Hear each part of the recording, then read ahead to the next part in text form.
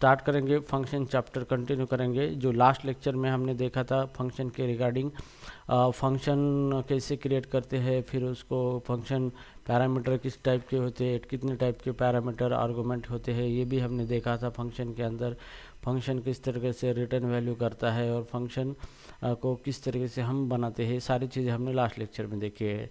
अब हम फंक्शन के बारे में और भी जानेंगे पाइथन के अंदर, ठीक है। तो हियर टुडेज लेक्चर कंटेंट देखेंगे हम, कंटेंट, ठीक है। तो हमारे चैप्टर है, यहाँ पे चैप्टर चल रहा है यहाँ पे फंक्शन इन पाइथन। ओके, तो अभी हम आज देखेंगे, सबसे पहला पॉइंट देखेंगे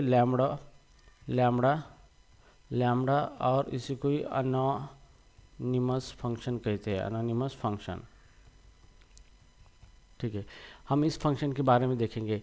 अब लैम्बडा का और एनोनिमस फंक्शन का मतलब ये होता है कि ये फंक्शन होता है जिसको नेम नहीं होता है और इसके अंदर जो भी कोड होता है वो सिंगल एक्सप्रेशन होता है और ये बाय डिफ़ॉल्ट उस एक्सप्रेशन को रिटर्न करता है। तो इस तरीके का जो भी फंक्शन होता है उसी को हम लैम्बडा या फिर एनोनिमस फंक्शन बोलते हैं, ठीक है।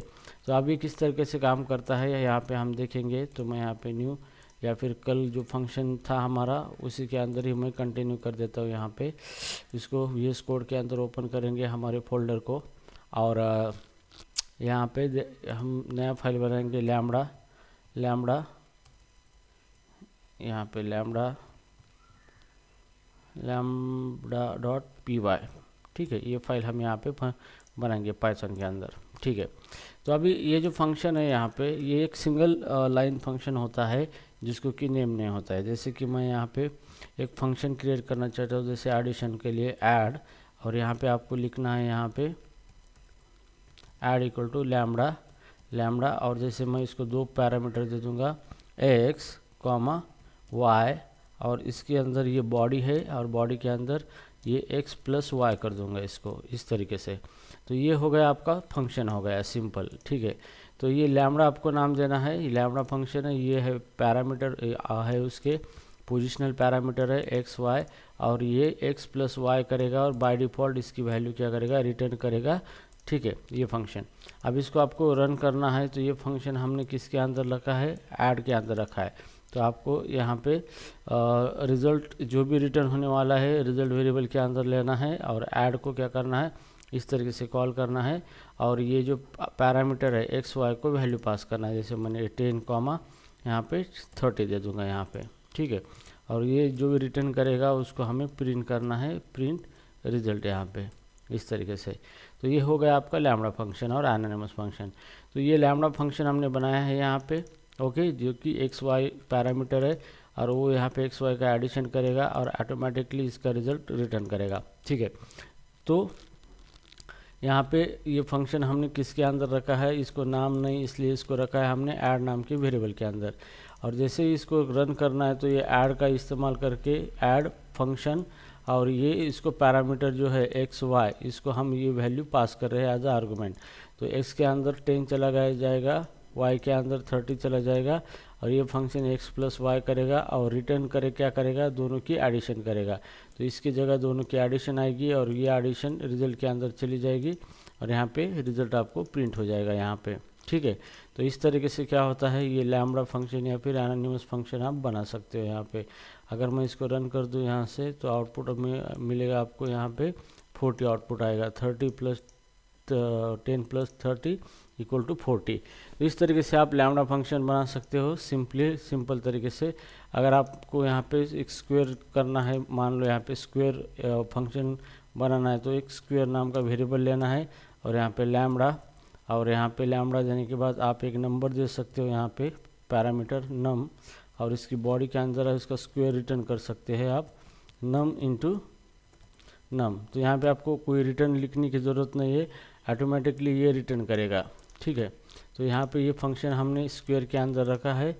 अब इसका जो रिटर्न रिजल्ट है यहाँ पे रिजल्ट हमें रिजल्ट नाम के वेरिएबल के अंदर लेंगे इस तरीके से और इसको रन करना है तो इस स्क्वायर का इस्तेमाल करना है स्क्वायर और इसको ये जो नम है, नम को एक वैल्यू पास करने, जैसे मैं 5 पास करूँगा तो 5 का स्क्वायर 25 रिटर्न होगा रिजल्ट के अंदर। ओके, और यहाँ पे हम उसको प्रिंट करेंगे, प्रिंट रिजल्ट करेंगे इसको इस तरीके से। ठीक है, तो इस तरीके से ये हमारा फंक्शन है, सिंपली ये लैम्बडा फंक्शन है यहाँ पे, और इसको हम यहाँ पे कमेंट आउट में मैं देता हूँ यहाँ पे, इट इज़ अ लैम्बडा और एनोनिमस फंक्शन, एनोनिमस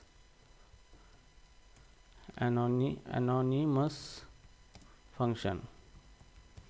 ठीक है, तो यहाँ पे ये इसको नाम नहीं है इसलिए हम इसको किसी वेरिएबल के अंदर स्टोर करके रखते हैं यहाँ पे। ठीक है, और जैसे भी इस फंक्शन को कॉल किया जाएगा ये ऑटोमेटिकली फंक्शन रन होगा, ये 5 वैल्यू नम के अंदर चली जाएंगी और इसका स्क्वायर रिटर्न होगा रिजल्ट के अंदर, और यहाँ पे आउटपुट मिलेगा हमें। ठीक है, तो जैसे रन करूँगा यहाँ पे आउटपुट 25 आ चुका है। यहाँ पे हम इसको बार बार कॉल कर सकते हैं, यहाँ पे सेम इसी को हम फिर से यहाँ पे कॉल करेंगे यहाँ पे, और 5 की जगह हम यहाँ पे 10 दे देंगे, तो ये 10 का स्क्वायर निकाल के देगा और रिजल्ट यहाँ पे मिलेगा हमें। ठीक है, तो रन करेंगे तो 25 पहले इसका आर्गुमेंट का और दूसरा 10 का स्क्वायर 100। तो इस तरीके से हम क्या कर सकते हैं, यहाँ पे लैम्बडा फंक्शन इस तरीके से यूज कर सकते हैं। ठीक है, तो आप पाइथन में आप लैम्बडा फंक्शन या फिर एनोनिमस फंक्शन की बात आती है तो इस तरीके से आपको कोड करना होता है। ठीक है, so I hope you understand this concept is here. Okay, so अभी देखते हैं हम नेक्स्ट कॉन्सेप्ट यहाँ पे तो अभी नाउ नेक्स्ट हम देखेंगे यहाँ पे फंक्शन के अंदर यहाँ पे scope and life time of a variable. Okay, scope and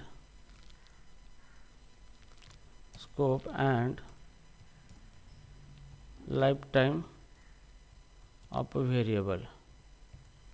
ठीक है, अब scope and life time of a variable का मतलब ये होता है कि जो भी वेरिएबल हम बनाते हैं वो कहाँ तक एक्सेसिबल है और वो कितनी उसकी लाइफ टाइम है, मतलब वो कितनी कहाँ तक मेमोरी ऑक्युपाई करके रखता है, तो इसका मतलब ये होता है।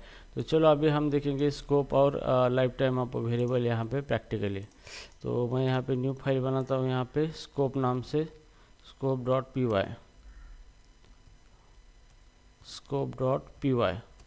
ठीक है, इस तरीके से। अब यहाँ पे दो तरीके के स्कोप होते हैं। यहाँ पे नंबर एक होता है ग्लोबल स्कोप, ओके, और नंबर सेकंड होता है यहाँ पे लोकल स्कोप। दो तरीके के स्कोप होते हैं। तो ग्लोबल स्कोप मतलब ये एक एरिया होता है जहाँ पर हम वेरिएबल डिक्लेयर करते हैं, तो वो पूरे throughout this program accessible होता है, और जब तक प्रोग्राम हमारा लाइव है, रन है, तब तक इसकी वेरिएबल लाइव होता है, इसकी मेमोरी रिलीज़ नहीं होती है। और जो लोकल स्कोप होता है उसका एरिया होता है, फंक्शन होता है, फंक्शन के अंदर ही वो एक्सेसिबल होता है, फंक्शन के बाहर ही एक्सेसिबल नहीं होता है। और फंक्शन जब भी एग्जीक्यूट होकर टर्मिनेट होता है तो इसकी मेमोरी भी क्या होती है, रिमूव हो जाती है वेरिएबल की। ठीक है, मतलब वेरिएबल रिमूव हो जाता है। तो ये होते हैं इस तरह के स्कोप होते हैं यहाँ पे दो। ठीक है, तो अभी हम यहाँ पे क्या करेंगे, एक प्रैक्टिकली डेमोन्स्ट्रेट करेंगे। यहाँ पे जो भी ग्लोबल स्कोप होता है वो पूरे फंक्शन के सबसे बाहर होता है यहाँ पे। ओके, फंक्शन के बाहर होता है, और लोकल स्कोप जो होता है यहाँ पे, ये लोकल स्कोप फंक्शन के अंदर ही होता है। ठीक है, तो ग्लोबल स्कोप ये outside the all the functions होता है। ठीक है, जैसे मैं यहाँ पे डेफ यहाँ पे फंक्शन क्रिएट करूँगा, डेमो नाम का फंक्शन मैंने बनाया है यहाँ पे। और ठीक है, अब यहाँ पे इसके अंदर मैं x = 10 लिखूँगा, x = 10, और यहाँ पे लिखूँगा x = ये num =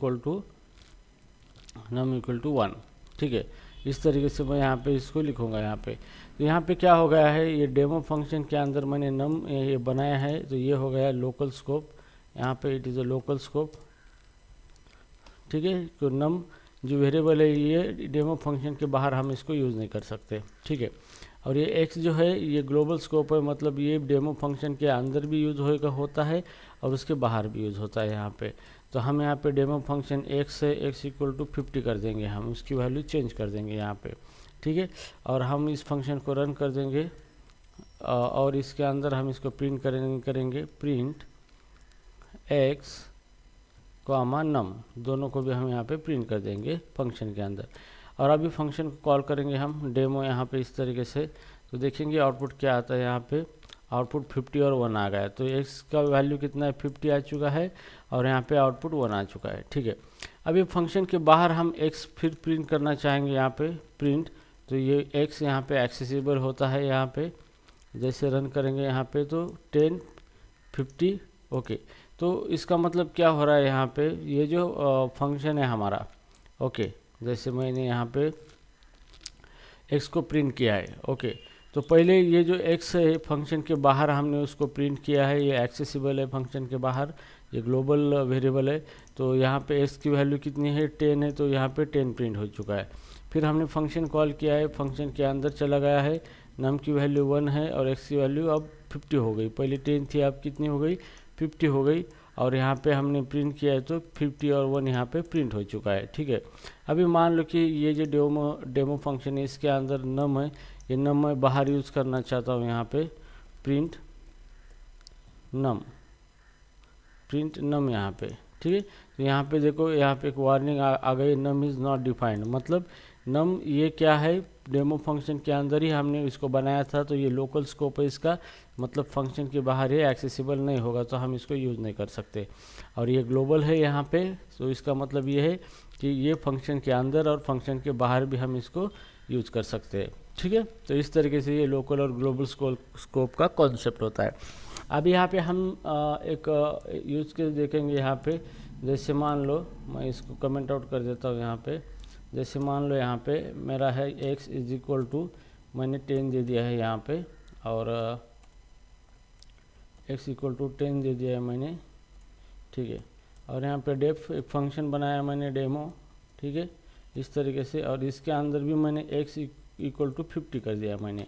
ओके, अब जैसे मैं इसको प्रिंट करूँगा यहाँ पे प्रिंट x, ओके, तो प्रिंट मैं x करूँगा यहाँ पे, तो यहाँ पे क्या होगा, जैसे कि मैं डेमो फंक्शन को कॉल करूँगा, डेमो को कॉल करूँगा। ठीक है, तो यहाँ पे क्या लगता है, यहाँ पे आउटर फंक्शन ही है, ये ग्लोबल स्कोप है यहाँ पे, this is called as global scope,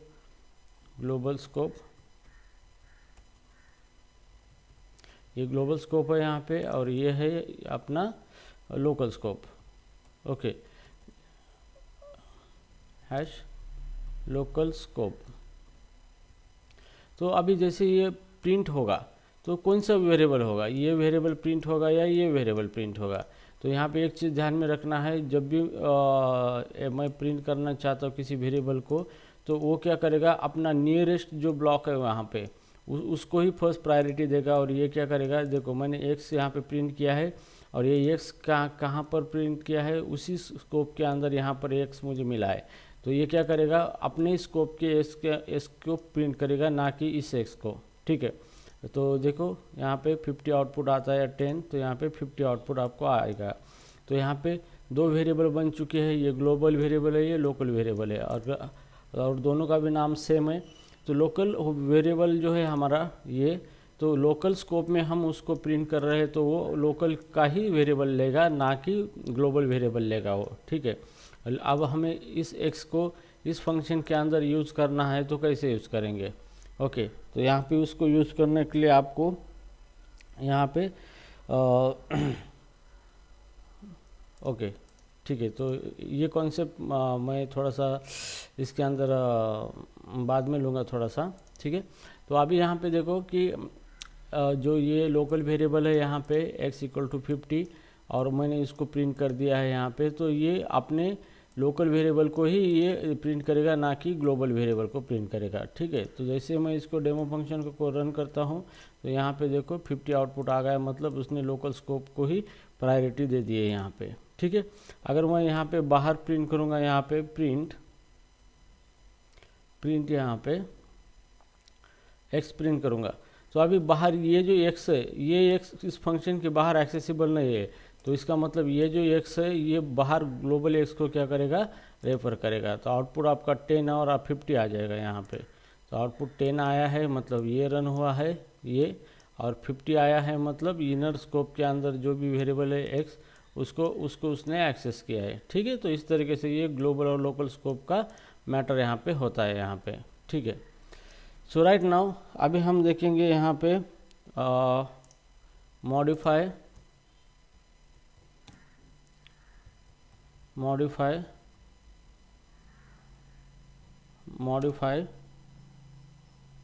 global variable inside function. ठीक है, अब यहाँ पे हम क्या करेंगे, ग्लोबल वेरिएबल को मॉडिफाई करेंगे फंक्शन के अंदर यहाँ पे। ठीक है, तो अभी यहाँ पे देखो क्या है कि जैसे कि हम x यहाँ पे x इक्वल टू हम यहाँ पे लेंगे x इज इक्वल टू मैंने 10 लिया यहाँ पे। ठीक है, तो यहाँ पे डेमो फंक्शन हम देते हैं यहाँ पे, और इस फंक्शन के अंदर मैं x इज इक्वल टू 50 देता हूँ। ठीक है, तो अभी इसका मतलब ये होता है, और यहाँ पे मैं प्रिंट करना चाहूँगा इसको, प्रिंट इस तरीके से। ठीक है, इसको प्रिंट करना चाहूँगा तो हियर x, तो इसको प्रिंट करने के बाद यहाँ पे क्या होगा कि ये जो x है ये इनर एक्स कंसिडर करेगा लोकल स्कोप को, क्योंकि ये लोकल स्कोप में मैंने प्रिंट किया है, तो ये लोकल स्कोप का एक्स क्या करेगा, कंसिडर करेगा, ना कि इस एक्स को कंसिडर करना है। लेकिन अभी मुझे इस फंक्शन के अंदर इस एक्स की वैल्यू 100 करनी है, तो कैसे करेंगे आप, तो आपको यहाँ पे यूज करना है ग्लोबल कीवर्ड यहाँ पे, और एक्स यहाँ पे देना है। मतलब यहाँ पे आप क्या करने जा रहे हो, यहाँ पे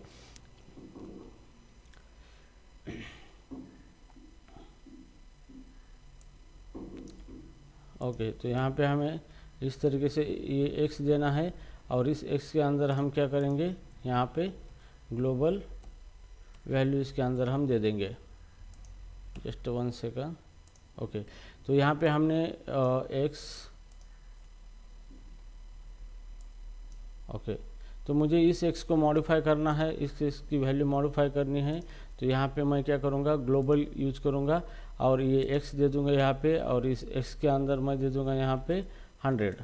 ठीक है, तो ग्लोबल स्कोप की जो वैल्यू है ये x ग्लोबल है यहाँ पे, तो फंक्शन के अंदर x की वैल्यू कितनी हो गई, 100 हो गई है, और मैं इस x को क्या करूँगा, प्रिंट करूँगा किसके अंदर, मेरे फंक्शन के अंदर या डेमो फंक्शन के अंदर। ठीक है, तो हम यहाँ पे ले लेंगे डेमो इस तरीके से, और इसको रन करेंगे तो आउटपुट देखेंगे क्या आ गया है, आउटपुट आ गया है 50। ठीक है, तो यहाँ पे क्या हो रहा है, यहाँ पे कि जब भी आप यहाँ पे ग्लोबल वेरिएबल यूज़ करते हो यहाँ पे, ठीक है, जैसे मेरा ग्लोबल वेरिएबल है, इसको मैंने मॉडिफाई कर दिया है, यहाँ पे 100 कर दिया है यहाँ पे, और ये जो लोकल वेरिएबल है इसको भी मैंने 100 कर दिया है, 50 कर दिया है, तो ये बाय डिफ़ॉल्ट क्या कंसिडर करता है, ये ग्लोबल वेरिएबल x है, मतलब ये x है, इसके अंदर मैंने 100 यहाँ पे दिया है, और उसी वेरिएबल के अंदर हमने 50 दिया है, तो वो ये जो x है ये क्या करेगा, ये ग्लोबल x ही कंसिडर करेगा, ना कि लोकल x को कंसिडर करेगा यहाँ पे।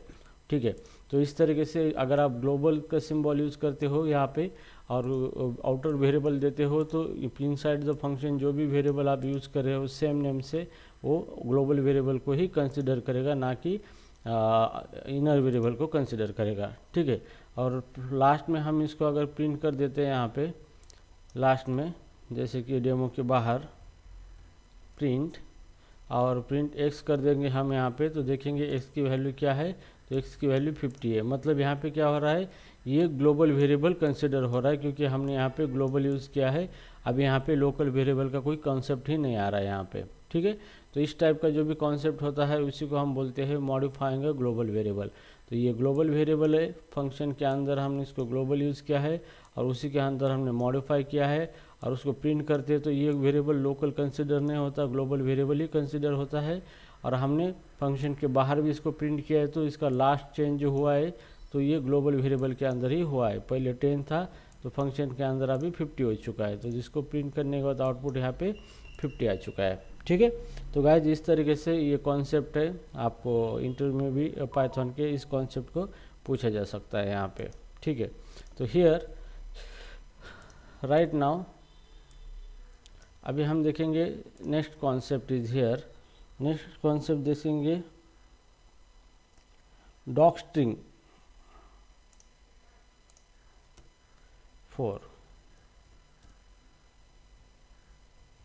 डॉक स्ट्रिंग, ठीक है।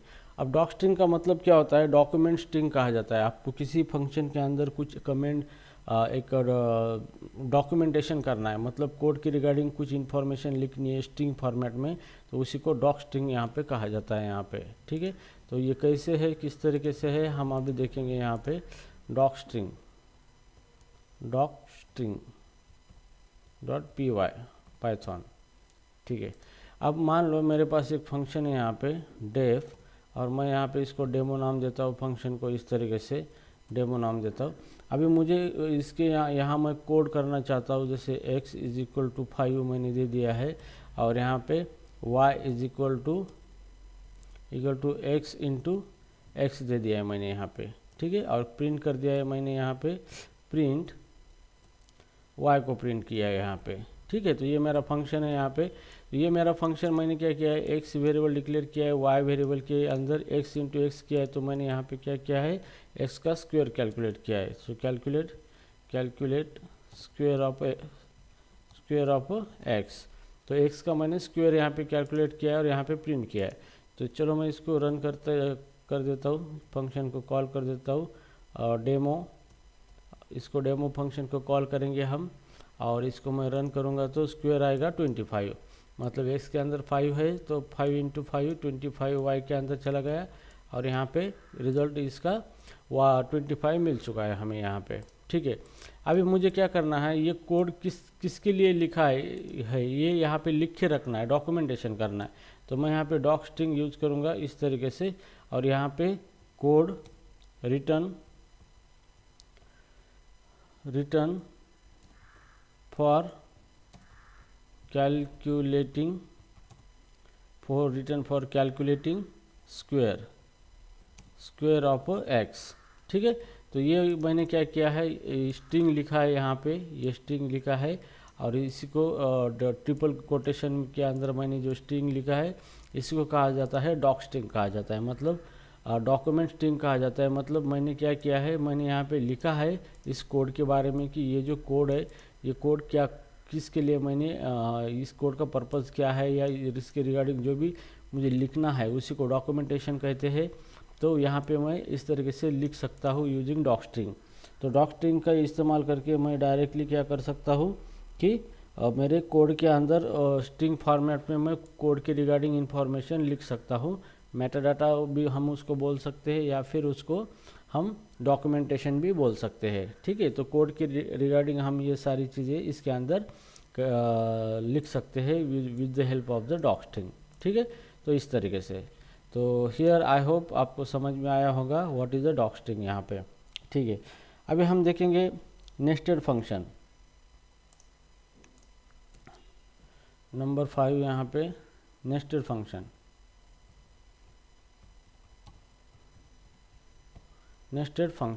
ठीक है, अब नेस्टेड फंक्शन का अंदर मतलब ये होता है कि फंक्शन के अंदर फंक्शन हम बना सकते हो। ठीक है, हमारे पास ऑलरेडी एक फंक्शन है, तो फंक्शन के अंदर दूसरा फंक्शन हम क्रिएट कर सकते हैं, उसी को नेस्टेड फंक्शन यहाँ पे कहा जाता है। ओके, तो चलो अभी हम नेस्टेड फंक्शन यहाँ पे बनाते हैं। यहाँ पे नेस्टेड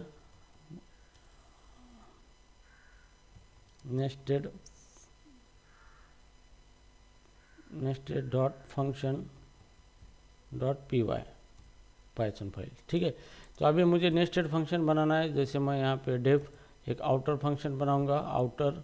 ओके, ये आउटर फंक्शन है, और इसके अंदर मैं यहाँ पे एक इनर फंक्शन भी बना सकता हूँ, दूसरा फंक्शन डेफ, जिसको मैं नाम दूंगा इनर यहाँ पे।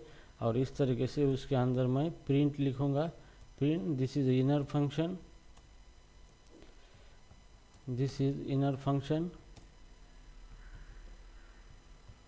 ठीक है, ये मैंने इसके अंदर लिखा है इनर फंक्शन, और यहाँ पे ये आउटर फंक्शन के अंदर मैं मैसेज दे दूँगा print this is outer function.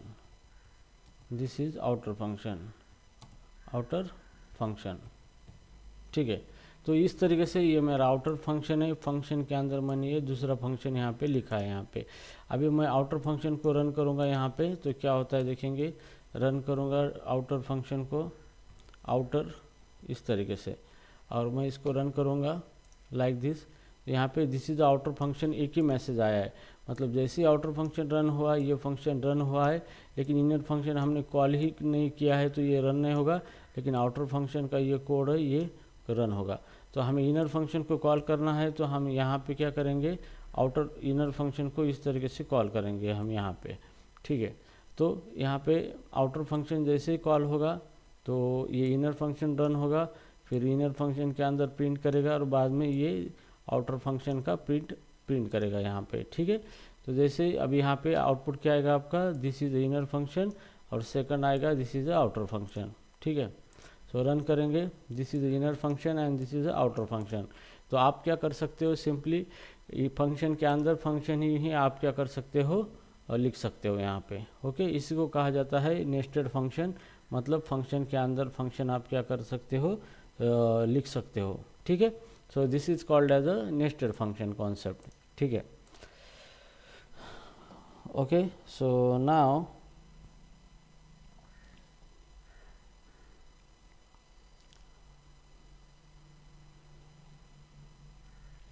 Okay अभी हम देखेंगे first class function 6,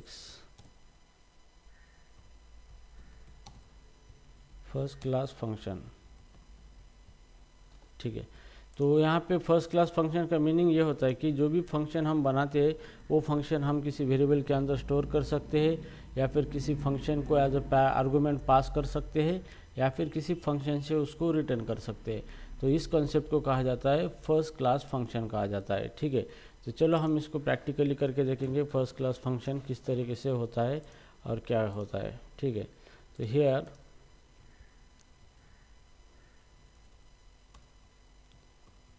first dot class dot function dot P Y, ठीक है।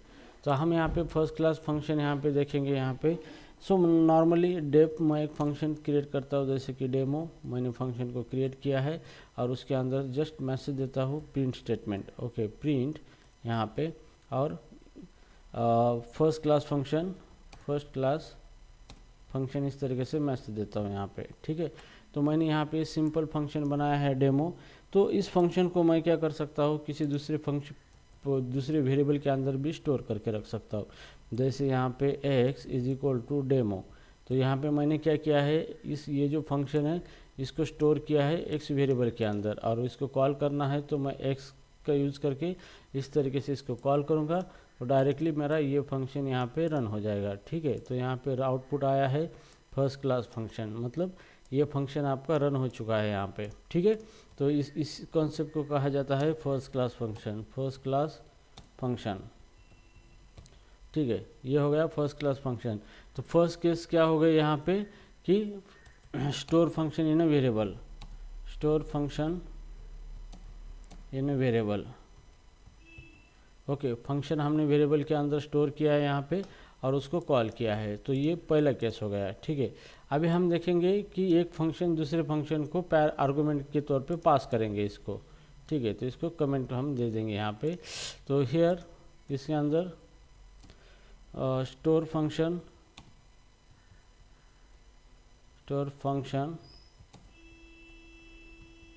इन अ वेरिएबल, ये कॉन्सेप्ट अभी हमने देखा है।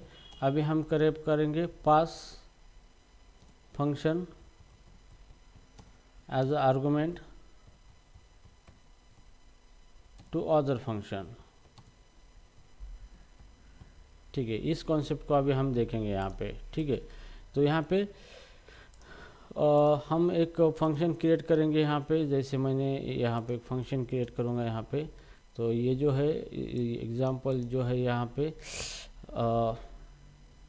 ये एग्जांपल इसका था store function in a variable, ठीक है यहाँ पे। अब सेकंड यहाँ पे एग्जांपल ये देने वाले हैं pass function as argument to other function, यहाँ पे इस तरीके से, ठीक है। तो यहाँ पे मान लो मैं एक फंक्शन बनाता हूँ यहाँ पे डेमो नाम का फंक्शन मैंने बनाया है यहाँ पे इस फंक्शन को, और मैं यहाँ पे प्रिंट करूँगा demo function, this is this is demo function, ठीक है। तो मैं प्रिंट करूँगा this is the demo function, ये फंक्शन मैंने बनाया है। अभी मैं दूसरा एक फंक्शन बनाऊँगा def main function def main function नाम से मैं एक फंक्शन बनाऊंगा। तो इसको मैं अभी एक पैरामीटर डिक्लेयर करूंगा या फिर fn नाम से। तो इस फंक्शन को मैं क्या करूंगा, ये फंक्शन अभी पास करूंगा, ठीक है। तो जैसे मैं fn फंक्शन यहाँ पे आर्गो पैरामीटर लिया है, तो फिलहाल मैं इसको पास कर दूंगा। यहाँ पे फंक्शन के अंदर कुछ भी नहीं है। तो चलो अभी मैं क्या करूँगा, इस मेन फंक्शन को कॉल करूँगा यहाँ पे मेन फंक्शन, और इसको मुझे कॉल करना है तो मैं इसको पास करूँगा ये डेमो फंक्शन। तो इसको डायरेक्टली मैं ये डेमो पास कर दूँगा इस तरीके से। जैसे ये डेमो मैंने पास किया, ये डेमो fn के अंदर चला जाएगा और हम इस डेमो को fn के ज़रिए इस तरीके से कॉल कर सकते हैं, fn और फंक्शन कॉल। तो अभी यहाँ पे किस तरह से रन होगा, पहले यहाँ पे मेन फंक्शन रन होगा और उसको हमने ये डेमो पास किया है। डेमो मतलब कौन सा फंक्शन, ये डेमो फंक्शन पास किया है। ये डेमो फंक्शन fn के अंदर चला गया, मतलब ये फंक्शन किसके अंदर चला गया, fn के अंदर, और fn ने इसको कॉल किया है। तो डायरेक्टली ये फंक्शन आपका कॉल हुआ है और मैसेज आएगा this is a demo function, ठीक है। तो हियर जैसे कि रन करते हैं तो यहाँ पे देखो मैसेज आया है आपको डेमो फंक्शन। तो इस तरीके से आप क्या कर सकते हो, किसी फंक्शन को एज अ आर्गूमेंट आप अदर फंक्शन पास कर सकते हो। तो मैंने मेन फंक्शन को आर्गूमेंट के तौर पे डेमो फंक्शन पास किया है, यहाँ पे passed function as a argument, ठीक है। तो मैंने फंक्शन को एज आर्गूमेंट के तौर पे क्या किया है, पास किया है दूसरे फंक्शन को, ठीक है।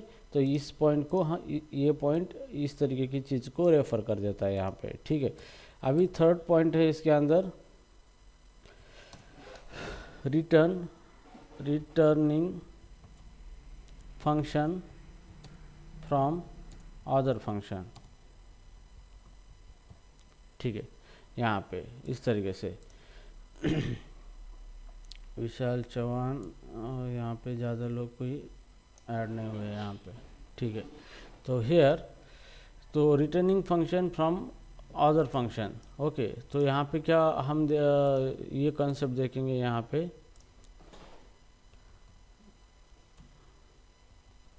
Returning dot function dot py file, ठीक है। तो अभी हम क्या करेंगे, एक फंक्शन दूसरे फंक्शन को रिटर्न करेगा, ठीक है। तो जैसे कि मैं यहाँ पे डेप लिखूँगा, डेप फंक्शन वन मैं यहाँ पे लिखूँगा इस तरीके से, ठीक है। और यहाँ पे प्रिंट मैसेज दे दूँगा, प्रिंट, और ये this is a function one, this is function one, ठीक है। ये फंक्शन है। अब मैं दूसरा फंक्शन ले लूँगा यहाँ पे डेव फंक्शन टू, और उसके बॉडी के अंदर जाएंगे हम यहाँ पे, और यहाँ पे ये फंक्शन रिटर्न करेगा किसको, फंक्शन वन को, ठीक है। तो यहाँ पे हम फंक्शन वन को ये क्या करेगा, रिटर्न करेगा इस तरीके से, ठीक है। तो अभी हम क्या करेंगे, कॉल करेंगे इस फंक्शन टू को, वो रिटर्न करेगा फंक्शन वन। तो यहाँ पे रिजल्ट ले लेंगे, return value result is equal to function two हमने यहाँ पे क्या किया है, कॉल किया है, ठीक है। तो जैसे भी हम ये फंक्शन टू कॉल करते हैं, ये यहाँ पे जाएगा और रिटर्न करेगा फंक्शन वन। तो इसकी जगह पे क्या आएगा, इस तरीके से फंक्शन वन आएगा, और फंक्शन वन चला गया है रिजल्ट के अंदर, ठीक है। तो यहाँ पे रिजल्ट के अंदर चला गया है, और हम फंक्शन वन को इस तरीके से कॉल कर सकते हैं, रिजल्ट और कॉल। तो जैसे इसको कॉल करेंगे तो ऑटोमेटिकली जो रिटर्न किया था फंक्शन वन, ये कॉल हो जाएगा ये फंक्शन, और यहाँ पे आउटपुट आ जाएगा this is a function one, okay. तो इस तरीके से मैं इसको अभी रन कर देता हूँ यहाँ पे, तो आउटपुट आ चुका है this is a function one, ठीक है। तो यहाँ पे एक फंक्शन दूसरे फंक्शन को रिटर्न भी कर सकता है यहाँ पे, ठीक है। तो ये हो गया बाहर का फंक्शन। आप इनर फंक्शन को भी रिटर्न कर सकते हो इस तरीके से, जैसे कि यहाँ पे डेफ फंक्शन वन यहाँ पे आप लिखोगे यहाँ पे, और ये रिटर्न करेगा रिटर्न डेफ फंक्शन टू यहाँ पे, ठीक है। और इसकी बॉडी के अंदर में हम लिखेंगे प्रिंट एक्चुअली यहाँ पे ये इस तरीके से वर्क नहीं करेगा। फंक्शन के अंदर हम यहाँ पे फंक्शन लिखेंगे, ओके, इस तरीके से फंक्शन लिखेंगे और यहाँ पे प्रिंट, और ये इस तरीके से फंक्शन है, ओके। तो प्रिंट यहाँ पे लिखेंगे इनर फंक्शन, ठीक है, फंक्शन 2, या फिर हम डायरेक्टली इसको इस तरीके से रिटर्न कर सकते हैं या नहीं कर सकते। तो डायरेक्टली ये मेरा फंक्शन है, तो मैंने फंक्शन के अंदर फंक्शन लिखा है और रिटर्न मैं फंक्शन 2 को रिटर्न करने वाला हूँ, इस फंक्शन को, ठीक है, इस फंक्शन को मैंने रिटर्न किया है यहाँ पे डायरेक्टली। तो चलो अभी रन करते हैं फंक्शन 1। तो रिज़ल्ट ये रिटर्न जो भी करेगा रिजल्ट के अंदर ले लेंगे और कॉल करेंगे फंक्शन 1 को, फंक्शन 1 इसको कॉल करेंगे। तो जैसे भी फंक्शन 1 कॉल होगा यहाँ पे, तो फंक्शन 1 के अंदर चला जाएगा और ये रिटर्न करेगा फंक्शन 2 जो कि इसके अंदर है, फंक्शन 2 रिटर्न हो जाएगा। तो फंक्शन 1 की जगह यहाँ पे ये फंक्शन 2 आ जाएगा, यहाँ पे जो हमने रिटर्न किया है ये आ जाएगा इसकी जगह पे फंक्शन 2, ठीक है। तो फंक्शन 2 आएगा और फंक्शन 2 आने के बाद वो रिजल्ट के अंदर चला जाएगा यहाँ पे, ठीक है। और हम रिजल्ट को इस तरीके से कॉल करेंगे तो फंक्शन 2 जो है वो रन होगा। तो ये इनर फंक्शन हमारा रन होगा और आउटपुट मिलेगा आपको इनर फंक्शन, ठीक है। तो जैसे भी मैं इसको रन करूँगा, यहाँ पे रन करूँगा तो इनर फंक्शन हमारा ये आउटपुट आ चुका है। तो यहाँ पे फंक्शन इनर फंक्शन हमने क्या किया है, रिटर्न किया था और उसको बाहर से हमने कॉल किया है। So this concept is nothing but the returning a function from other function. So ये जो होता है फर्स्ट क्लास फंक्शन, तो उसके अंदर ये 3 ऑपरेशन आते हैं आपके, ठीक है। एक तो फंक्शन आप स्टोर कर सकते हैं वेरिएबल के अंदर, नहीं तो आप फंक्शन को किसी दूसरे फंक्शन को पास कर सकते हैं, या फिर रिटर्न कर सकते हैं फंक्शन से, किसी फंक्शन को किसी फंक्शन से रिटर्न कर सकते हैं, या फिर ये दोनों ही चीज़ें कर सकते हैं हम यहाँ पे, ठीक है, साइमल्टेनियसली। तो इस तरीके से इस पॉइंट को डिफाइन किया गया है यहाँ पे, ठीक है। तो अभी हम देखेंगे क्लोजर का पार्ट है यहाँ पे। क्लोजर इम्पॉर्टेंट है, क्लोजर कंसेप्ट यहाँ पे 7 क्लोजर, ठीक है। अब क्लोजर का मीनिंग ये होता है कि फंक्शन क्लोजर का मीनिंग होता है कि इनर फंक्शन इनहेरिट और the property of outer function, okay. और वो प्रॉपर्टी ये पूरी इनहेरिट करता है और आउटर फंक्शन क्लोज होने के बाद भी इनर फंक्शन के अंदर आउटर फंक्शन की प्रॉपर्टीज़ आप यूज़ कर सकते हो, उसी को कहा जाता है क्लोजर कहा जाता है, ठीक है। तो अभी क्या किस तरीके से क्लोजर है यहाँ पे देखेंगे हम। तो हियर क्लोजर डॉट py, ठीक है। अतः अब नाउ यहाँ पे देखो डेव, मैं यहाँ पे आउटर फंक्शन देता हूँ, आउटर यहाँ पे इस तरीके से फंक्शन मैंने बनाया है आउटर। तो आउटर फंक्शन के अंदर x इक्वल टू मैं 10 देता हूँ यहाँ पे, ठीक है, और प्रिंट कर देता हूँ प्रिंट यहाँ पे, और x को प्रिंट कर देता हूँ, ठीक है। सो नॉर्मली क्या होता है यहाँ पे, जैसे मैं आउटर फंक्शन को कॉल करूँ इस तरीके से, जैसे मैं आउटर फंक्शन को कॉल करता हूँ ये आउटपुट आता है, और आउटपुट आने के बाद ये x क्या होता है, रिमूव हो जाता है यहाँ पे। तो x हम बाद में यूज़ नहीं कर सकते इसको। तो यहाँ पे आउटपुट 10 आ चुका है और उसके बाद ये x क्या हो गया है, रिमूव हो चुका है, ठीक है।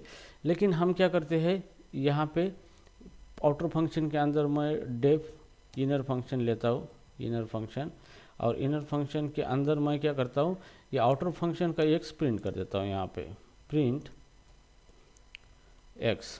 तो अभी क्या हुआ है, जैसे भी मैं आउटर फंक्शन के अंदर इनर फंक्शन यूज़ करता हूँ, क्रिएट करता हूँ, तो आउटर फंक्शन की ये प्रॉपर्टी ऑटोमेटिकली इनर फंक्शन के अंदर चली आती है यहाँ पे, और आउटर फंक्शन ख़त्म भी हो गया यहाँ पे, टर्मिनेट भी हो गया, तो भी उसकी जो प्रॉपर्टी है ये इनर फंक्शन के अंदर यूज़ हो सकती है, ओके, वो रिमूव नहीं होती है। इस कंसेप्ट को क्लोजर कहा जाता है, ठीक है।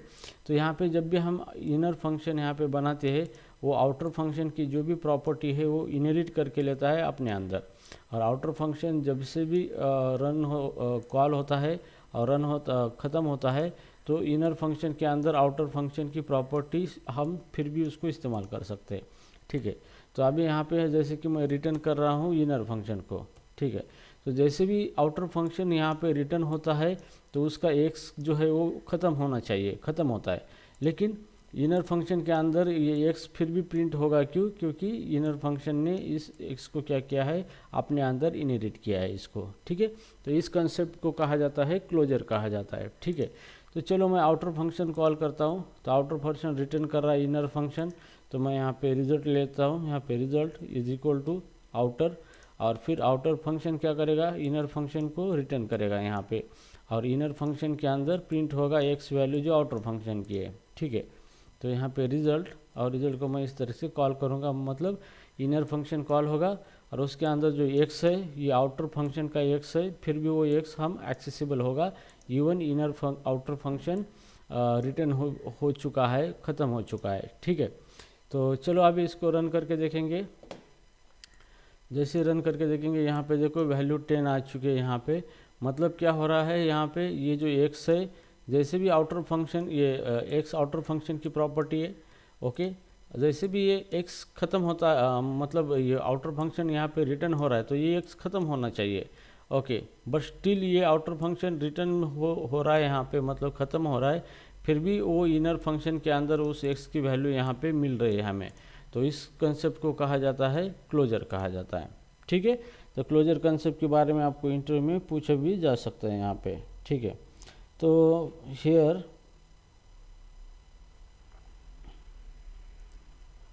उसके बाद है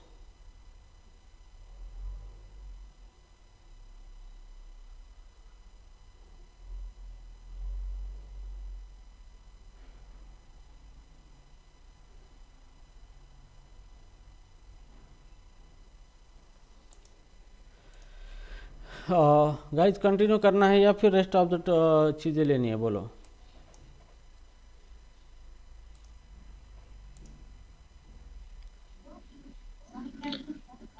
सर आज के लिए स्टॉप।